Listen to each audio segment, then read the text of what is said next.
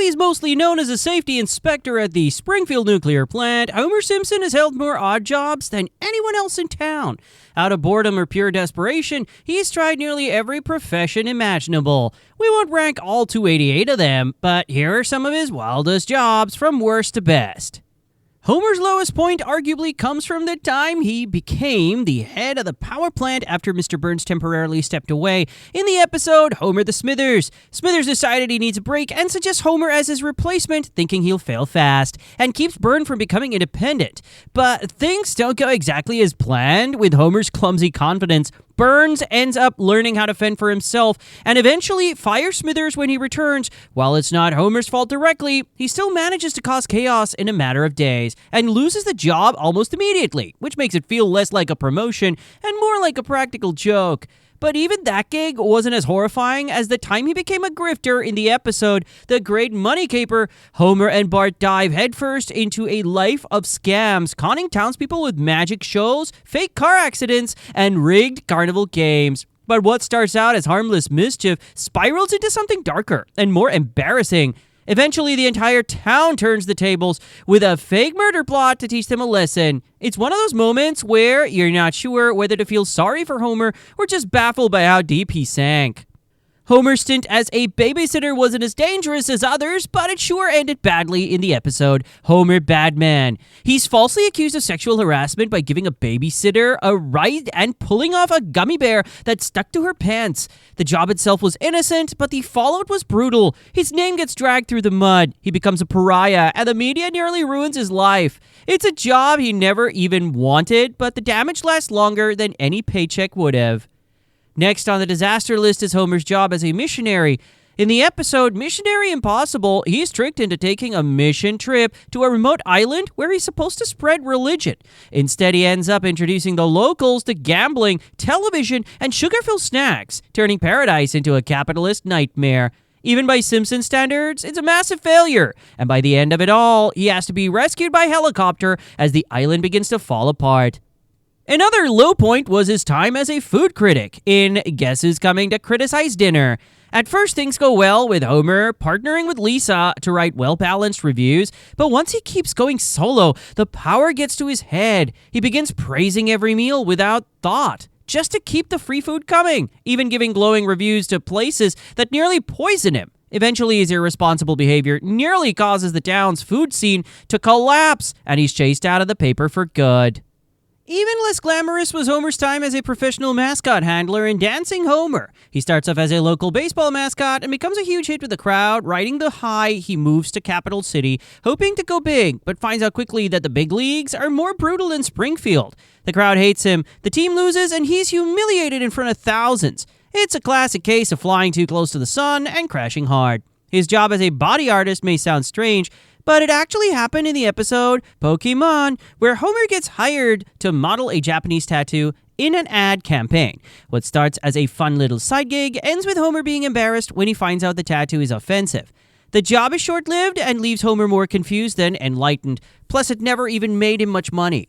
Then there's the time Homer tried to become an inventor, channeling Thomas Edison in The Wizard of Evergreen Terrace. He quits his job and devotes himself to wild inventions like the makeup gun, the electric hammer, and everything's okay alarm. It's all fun until he finds out he's just copying Edison and ends up destroying a priceless artifact. In jealousy, despite all the effort, he walks away empty-handed and covered in glitter. Homer's gig as a marriage counselor also backfired in every way. In the episode There's No Disgrace Like Home, he takes his family to therapy and ends up making things worse. Dr. Marvin Monroe's aggressive therapy techniques do little to help, and instead of bonding the family, it only intensifies their issues. It's not a real job in the strictest sense, but it's one Homer put effort into and still flopped at miserably. But Homer isn't all failure. Every now and then, he stumbles into a role where he actually shines, like the time he became a snow plow driver in Mr. Plow, although we're not ranking that one just yet. Spoiler alert, it's not going to be down here at the bottom. We'll get to that later.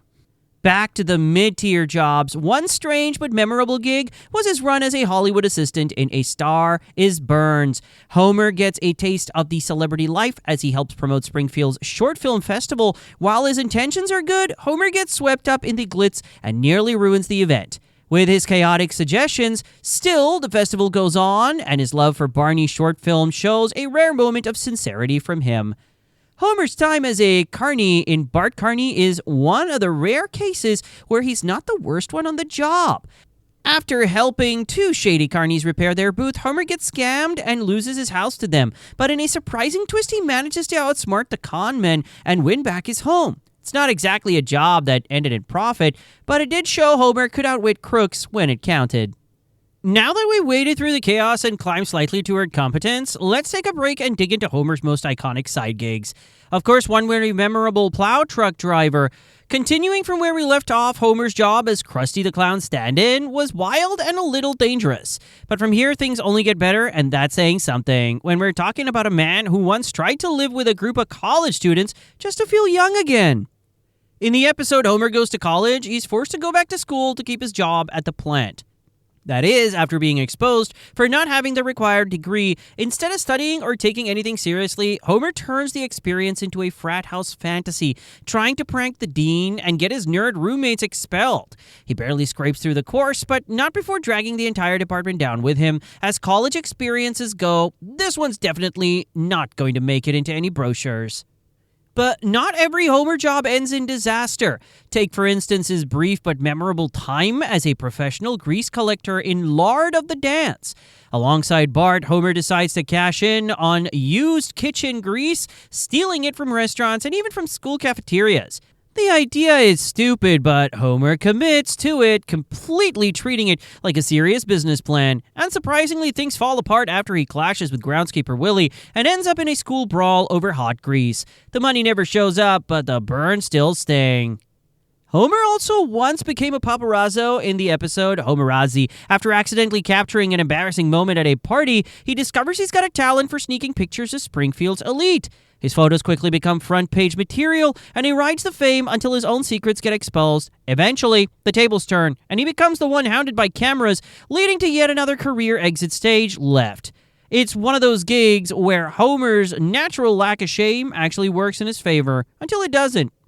His job as the leader of a self-help cult wasn't paid work, but it was technically a position of power in the joy of sect Homer. He falls into the movement, led by the mysterious leader of the Movementarians. After initial resistance, he's fully brainwashed and even starts recruiting others into the fold.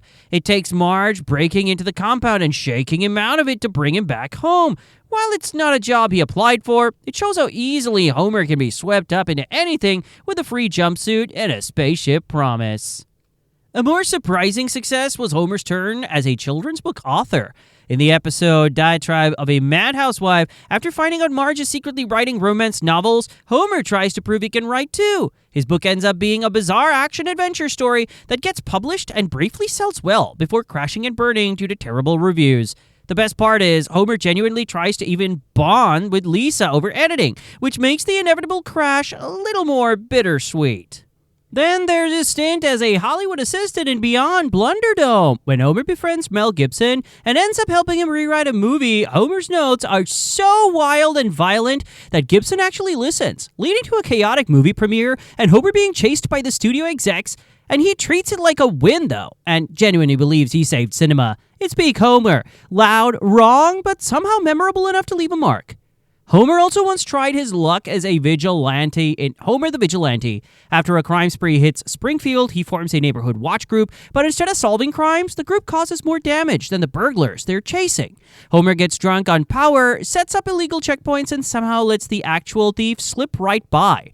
It's not the worst thing he's ever done, but it proves once again that giving Homer authority almost never ends well. A very short but hilarious job was when Homer joined the Navy Band in the episode The Devil Wore Nada. It's mostly an excuse for a musical number, but technically he does perform as a drummer for a few minutes before being kicked out for incompetence. As always, he thinks he is doing great, and somehow that's enough for him to walk away proud despite getting booed off the boat. In Last Exit to Springfield, Homer briefly becomes a union leader after learning that the dental plan is being taken away and Lisa needs braces. He accidentally inspires a strike and becomes a champion for the workers. The role gives him real influence but also drives him mad with power, though he does end up winning the dental plan back for everyone. It's a rare moment where Homer's stubbornness actually helps others instead of just backfiring. One of Homer's more wholesome moments comes when he becomes the manager of Lisa's hockey team in Lisa on Ice. At first, he just wants to help, but quickly gets sucked into competitive coaching, pushing Lisa to fight dirty and win at all costs. The tension nearly ruins their relationship, but ends in a heartwarming moment where Lisa and Bart reconcile on the ice. Homer doesn't walk away with the trophy, but he gets something better. His kid's not trying to kill each other. Homer also became a licensed bounty hunter in the episode The Departed. Inspired by American reality TV, he tracks down fugitives with the help of Ned Flanders, of all people. Surprisingly, Homer's not half bad at it, even using gadgets and tracking techniques, but eventually his recklessness puts both him and Ned in danger. It's another example of Homer excelling at something right up until he messes it all up by pushing it too far. In Make Room for Lisa, Homer works as a temporary mascot for a tech company during a father-daughter bonding event. The job barely lasts an afternoon, but he throws himself into it with the usual clumsy energy, eventually learning to appreciate Lisa's interests and making a real effort to connect. It's not the most exciting job he's had, but it's one that shows some actual emotional growth. And for Homer, that's a big deal. Finally, there's Homer's role as a security guard at a concert venue. In How I Spent My Strummer Vacation, after being humiliated on a reality show, Homer goes to a rock and roll fantasy camp where he ends up bonding with famous musicians and accidentally gets hired to help run a concert when the main guard leaves. He takes over and tries to stop a riot by getting on stage and singing, though it ends in chaos. It's another classic Homer moment of failure turned into something weirdly triumphant and slightly iconic. Which job do you think Homer excelled at the most? Share your thoughts in the comments below.